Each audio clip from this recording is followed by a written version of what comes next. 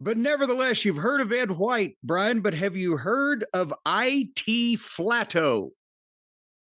I am not familiar with Mr. Flatto, or whatever that is. IT Flatto. I don't know. I as in I, T as in T, Flatto, Flatto. There was, as funny as this sounds, because when me and Tom Burke, Bobby Fulton found it, we thought it was a rib, right? We thought the Pfefer had concocted some kind of alter ego or whatever, but no. Then we started seeing letterheads, and apparently Jack Pfefer had found an attorney sometime in the 1930s in New York named IT Flatto. He really was an attorney at law in New York. And he was also one of those guys that still exists today on the independent scene. He was interested in wrestling. And Pfefer set him up with towns to run. Remember, we talked on last week's show about the small places like the Bronx Winter Garden or Ridgewood Arena or Ridgewood Grove, whatever it was, or Willie Gilzenberg had the Newark Armory. Well, it was the same thing. This guy, and I mean, the records, again, we could have sat there all day trying to figure all this shit out. But whatever his towns were, they were a couple of the clubs, as they called them, around the greater New York area. And so he was not only Pfeffer's attorney, handling everything from his taxes to writing commission people on his behalf, but he was also promoting shows, right? IT Flatto. And this is a letter. Is it from the Paramount building? Well, hold on. This is a letter to him, so it doesn't have his. It has Ridgewood. His address is Ridgewood, Borough of Queens, New York City. Yeah, Ridgewood. Wow. Hold on. Is there? I don't know if I have a Flatto letterhead in this stack of stuff here, but he had a letterhead of an office in New York, and again, one would think it's a rib, but there's enough documentation that he was a fucking human being. There's official people writing to him, and he's writing back, and it doesn't sound like Pfefer. So Ed White from Chicago, January 9, 1937, said, "Dear Mr. Flatto, I have your favor of the 7th and appreciate to your interest in the wrestling business." No idea. "I, too, am of the opinion that the game can be revived, but only if a man of your caliber gets behind it.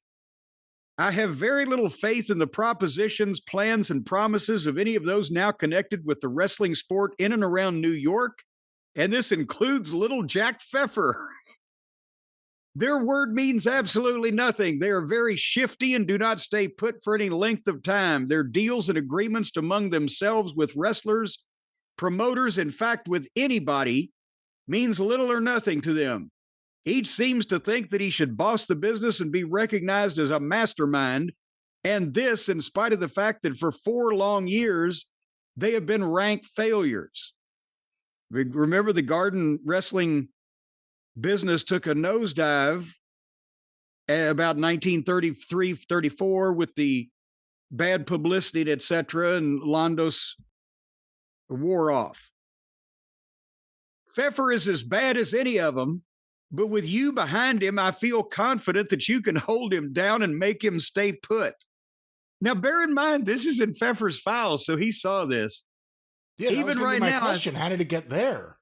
Because his lawyer, he wrote this to his IT Flatto. I don't know how long he had been Pfeffer's lawyer, or if he was feeling out at this point. Flatto was various promoters and people or whatever, but this is in the Pfefer file, so he saved it, even though it's a letter from White to Flatto. But listen to this. "Even right now, I think he is scheming around with different people. He was to have been here tomorrow for a conference to propose a deal, but have just received a telegram from him advising he has a show tonight at Jersey City and therefore cannot make the appointment. Evidently, he is using my correspondence as a wedge to set himself in with some of his former associates. So it looks to me like it's useless to attempt to organize and maintain successful operations with men of that stripe, unless, of course, a deal is made backed by you." I think that White may think this guy's a lawyer. He's got money, right? But anyway, and he's trying to butter up Flatto, trusting that sometime in the near future we will be able to get together and rebuild the business back where it should be, and I feel confident that this can be accomplished. So, What year was that? January 9, 1937. The guy Flatto is in Pfefer's business for the next 15 years. Well, I Googled him as you brought him up. I've never heard the name before. And what came up was a letter from the Charlie Chaplin archive, where I guess he wrote in to Chaplin's attorney when Chaplin was battling a paternity suit and gave him advice on another case. Like, here's something that happens. It's a very nice letter with details sending back to IT Flatto, Paramount Building, 1501 Broadway. That's Times Square. New York, New York. So he was involved with, wasn't just wrestling. He was involved somehow with the bigger world of entertainment. Well, May 31st, 1945, the letter. Okay, he was involved in representing Pfefer. There's letters that I saw ranging in dates from 37 to, I believe, early 50s, because it was with his, at least early 50s, because of his tax issues. Listen, if he was a attorney in the Paramount Building in the 40s, that means he represented entertainment industry clients. There you go. So, and he was a wrestling promoter. Huh. Or at least, maybe he wasn't out there the one hanging the posters, but he was the promoter for the clubs, for the particular clubs they gave him. And that's a word you haven't really used that much in these discussions.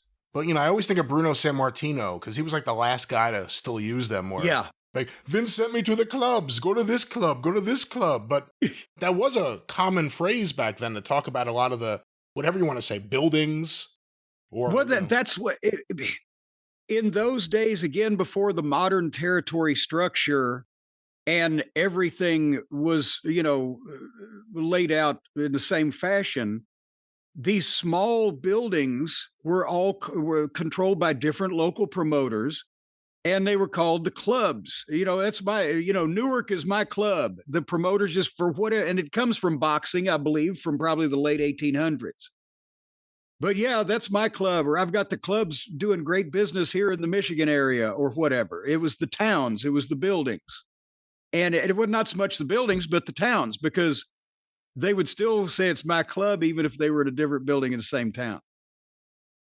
So that's the way that they did things. And there were so many local promoters involved because that's the way you had to do it. There was no television. They weren't really buying radio for fucking Ypsilanti in 1936, right? So posters, local paper, word of mouth, hustling. That's what they were doing.